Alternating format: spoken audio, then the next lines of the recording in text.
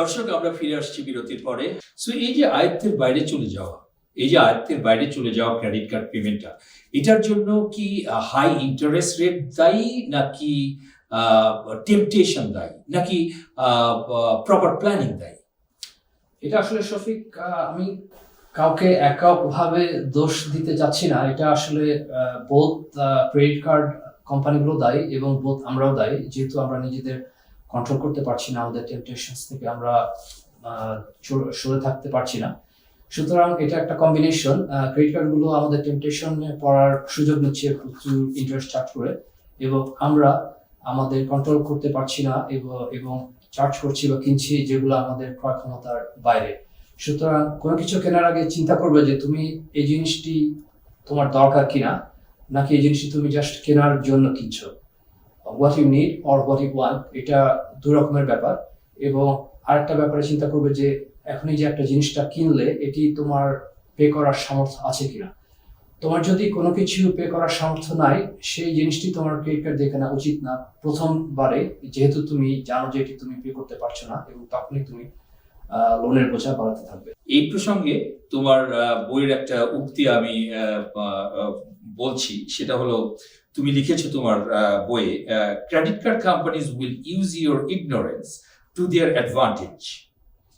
ঠিক যেটা বললে এই মুহূর্তে, তো যেটা যে ক্রেডিট কার্ড কোম্পানিগুলো চাইবে যে তো কনজিউমারের কাছ থেকে অ্যাডভান্টেজ নেওয়ার জন্য, এবং কনজিউমারদেরকেও সচেতন হতে হবে যাতে করে ক্রেডিট কার্ড কোম্পানিগুলো তাদের মাথার উপরে কাঁঠাল ভেঙে খেতে না পারে। হ্যাঁ, আচ্ছা, এই আমার এখানে একটা আমি কথা বলেছিলাম, high interest rate and complex calculation. Credit কার্ডের এই যে কমপ্লেক্স ক্যালকুলেশনের ব্যাপারটা, যেটাতে অনেক সময় দেখা যায় যে minimum payment you have to make in your credit card, যে 2% you have to make a payment. If you have $5,000, you just make a 2% minimum payment.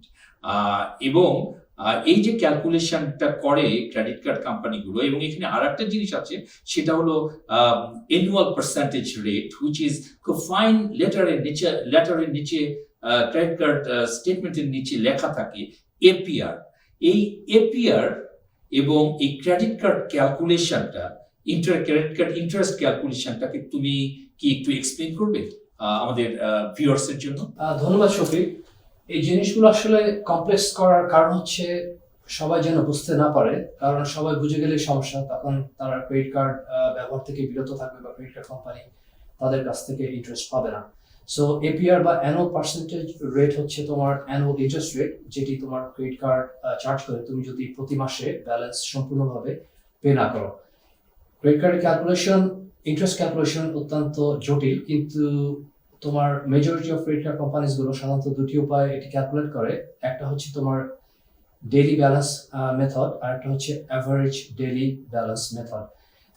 দুই ওয়েতে মোটামুটি ইন্টারেস্ট রেট একই রকম আসে, এবং এটি সাধারণত এইভাবে হয় যে দ্য ডেইলি ব্যালেন্স মেথড তারা করে, তারা প্রতিদিনের ব্যালেন্স দিকে তাকাবে এবং সেটাকে নিয়ে তারা প্রতিদিনের ইন্টারেস্ট রেট দিয়ে মাল্টিপ্লাই করবে, এবং সেই ইন্টারেস্টটা অ্যাড করে তোমার প্রতি সেই মাসের ইন্টারেস্ট তুমি পে করবে। আর অ্যাভারেজ ডেইলি ব্যালেন্স মেথড আরেকটু কমপ্লিকেটেড। এটা সাধারণত তারা ওই তোমার অ্যাভারেজ করে প্রতি বিলিং পিরিয়ডে প্রতি মাসের, এবং তারা সেই অ্যাভারেজ করে তখন সেটাকে তারা ভাগ করে ডেইলি ইন্টারেস্ট দিয়ে, এবং সেই ডেইলি ইন্টারেস্ট অ্যাভারেজ দিয়ে তারা ওই মাসের যে কদিন বিলিং সাইকেল আছে সেটাকে আবার মাল্টিপ্লাই করে। কিন্তু ইন্টারেস্ট আউটকাম একই হয়। মনে রাখবে যে এই ইন্টারেস্ট ক্যালকুলেশন অনলি অ্যাপ্লাই যখন তুমি পারচেজ করছো ক্রেডিট কার্ড দিয়ে, কিন্তু যখনই তুমি ক্রেডিট কার্ড থেকে ক্যাশ উইথড্র করছো, অথবা ব্যালেন্স ট্রান্সফার করছো, অথবা তুমি তোমার ক্রেডিট কার্ড পেমেন্ট করছো না ঠিক মতো, তখন কিন্তু এই ইন্টারেস্ট চার্জ সাথে সাথে শুরু হয়। তখন তুমি ওই এক মাসের জন্য ফ্রি মানি ব্যবহার করার সুযোগটা হারাচ্ছ। সুতরাং এই জিনিসগুলো সবসময় খেয়াল রাখবে যে ক্যাশ অ্যাডভান্স এটি খুবই খারাপ জিনিস, কারণ যখনই তুমি ক্যাশ অ্যাডভান্স নিচ্ছ সাথে সাথে তুমি ইন্টারেস্ট দেওয়া শুরু করছো ওটির উপরে, প্লাস প্রত্যেকটা ক্রেডিট কার্ড কোম্পানি একটা অ্যাডিশনাল পার্সেন্টেজ চার্জ করে তার উপরে। এটি এক এক ক্রেডিট কার্ড এক এক করে, যেমন কেউ হয়তো করতে পারে 3%, বা কেউ হয়তো করতে পারে তোমার 10% ওয়ান টাইম, এটা কোনো ঠিক নাই। আর শফিক যেটি বলছিল যে ক্রেডিট কার্ড কোম্পানিগুলো কি চায় বা কিভাবে তোমাকে কন্ট্রোল করছে, এটি তারা এইভাবে জিনিসগুলো এমনভাবে তোমার অত্যন্ত ফাইন প্রিন্ট তোমার স্টেটমেন্টের নিচে লিখে রেখেছে বা এগুলো এমনভাবে করে রেখেছে যেন তোমরা বুঝতে না পারো, কারণ সবাই এটা বুঝে গেলে তখনই সমস্যা, কারণ তখন মানুষ এটা থেকে বিরত থাকবে। তো তুমি একটা খুব ইন্টারেস্টিং একটা কথা বলেছো, ক্যাশ অ্যাডভান্সের কথা। দর্শক, এই প্রসঙ্গে আমি একটু অ্যাড করতে চাই ক্যাশ অ্যাডভান্স নিয়ে। আমরা একটা ট্রেন্ড লক্ষ্য করি এই মুহূর্তে, যেমন অনেকেই বাড়ি কিনতে গিয়ে কিংবা big items, big ticket items purchase করতে গিয়ে ক্রেডিট কার্ড থেকে ক্যাশ উইথড্র করে, এবং যখনই ক্যাশ উইথড্র করে তখন ইন্টারেস্টটা সঙ্গে সঙ্গে তাদেরকে পে করতে হয়, মানে ইন্টারেস্টটা সঙ্গে সঙ্গে ক্যালকুলেট হতে শুরু করে, যেটা ডন বলল। অতএব এই ক্যাশ অ্যাডভান্স থেকে বিরত থাকাটা খুবই ইম্পর্টেন্ট। ক্রেডিট কার্ড থেকে ক্যাশ নিয়ে আপনি বিগ আইটেমস পারচেস করবেন, এটাকে যত পারা যায় কন্ট্রোল করাটা আমার মনে হয় খুবই ইম্পর্টেন্ট। তুমি কি মনে করো? হ্যাঁ, ক্যাশ অ্যাডভান্স থেকে সবসময় দূরে থাকবা এবং এটা চেষ্টা করবো না নেওয়ার জন্য। তোমার যদি সত্যিই ক্যাশের দরকার হয়, যেটি আমি এর আগে বললাম যে আরেকটি বিকল্প উপায় হচ্ছে তোমার লাইন অফ ক্রেডিট অ্যাকাউন্ট করা, যেখানে তোমার ইন্টারেস্ট রেট অনেক ফেভারেবল, তুমি ইন্টারেস্ট রেট অনেক কম দিবে ক্রেডিট কার্ডের থেকে। সুতরাং ক্রেডিট কার্ড তোমার এমন একটা জিনিস না যে যেখান থেকে তুমি টাকা উঠিয়ে তোমার ফ্রেন্ডকে ধার দিচ্ছ বা বাড়ি দিচ্ছ, বা কোনো মার্চেন্ট হয়তো বা ক্রেডিট কার্ড নিচ্ছে না, তাদেরকে তুমি ক্যাশ দিচ্ছ। ক্রেডিট কার্ড সেটার জন্য না। Very good. নাও ডন, এই যে আমরা এতক্ষণ আলাপ করলাম ক্রেডিট কার্ডের অ্যাকুমুলেশন অফ বিল, এই টেম্পটেশন, প্ল্যানিং, সবকিছু, তো হোয়াট তোমার দৃষ্টিতে স্মার্টার ওয়েতে এই ক্রেডিট কার্ড পেমেন্টটাকে কিভাবে এক্সপ্লেন করা যায়? What is the smarter way to pay the credit card? ধন্যবাদ শফিক। ক্রেডিট কার্ড বিল যখনই পে করবে তখন তুমি কিছু স্টেপস নিতে পারো, যেগুলো তুমি স্মার্ট ওয়েতে ক্রেডিট কার্ড বিল পে করার মধ্যে পড়বে। যেমন পে আর্লি, কখনোই তুমি একদম শেষ মুহূর্তের জন্য বসে থাকবে না, এবং পে অফটেন।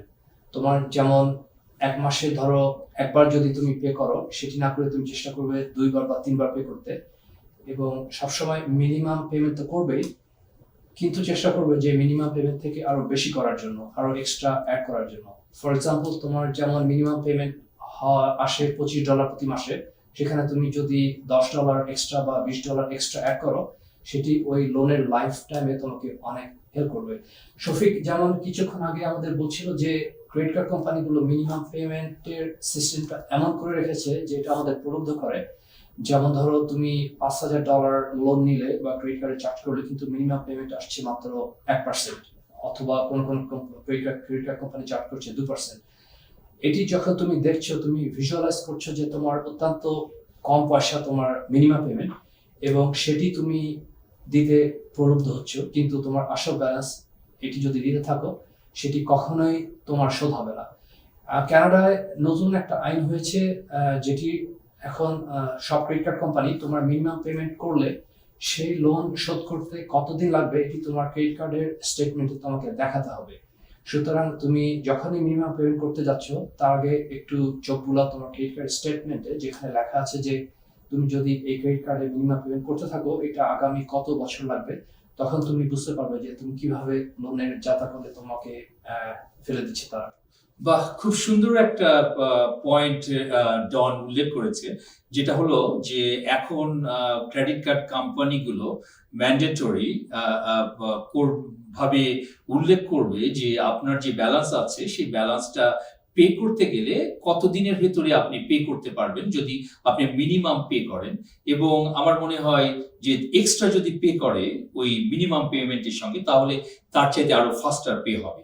এটা আমি জানতাম না। এটা is very new to me and is a very important information. আমার মনে হয় এটা যদি ইউজ করা যায়, তাহলে খুব তাড়াতাড়ি ক্রেডিট কার্ডের এই বিল টোটাল অ্যামাউন্ট থেকে মুক্তি পাওয়া সম্ভব হবে। হ্যাঁ, অবশ্যই, কারণ ওরা এমন ভাবে মিনিমাম পেমেন্টগুলো প্রোগ্রাম করে যে তুমি যেন খালি ইন্টারেস্টটা কভার হয় এবং ক্যাপিটালের খুবই অল্প অংশের সাথে অ্যাড হয়। সুতরাং তুমি যদি মিনিমাম পেমেন্ট করতেই থাকো তাহলে সেটি তোমার অত্যন্ত অল্প অ্যামাউন্টের লোনও শোধ করতে বছরের পর বছর লেগে যাবে। কিন্তু সেখানে যদি তুমি জাস্ট $10 বা $20 অ্যাডিশনাল অ্যাড করো তখন ওটা ক্যাপিটালের ক্ষেত্রে সাথে সাথে প্রযোজ্য হচ্ছে এবং তোমার লোনের লাইফ স্প্যান কমে যাচ্ছে। দর্শক, আমাদেরকে খুব বুদ্ধি বিবেচনার সাথে স্থির করতে হবে আমরা কি পরিমাণ খরচ করব, ভাবতে হবে আমরা কিভাবে আমাদের এই খরচকে কন্ট্রোল করতে পারি। আমাদের সাথে থাকার জন্য আপনাদেরকে ধন্যবাদ। মিডলম্যানের পক্ষ থেকে আপনাদেরকে জানাচ্ছি আন্তরিক শুভেচ্ছা। ভালো থাকুন, সুন্দর থাকুন।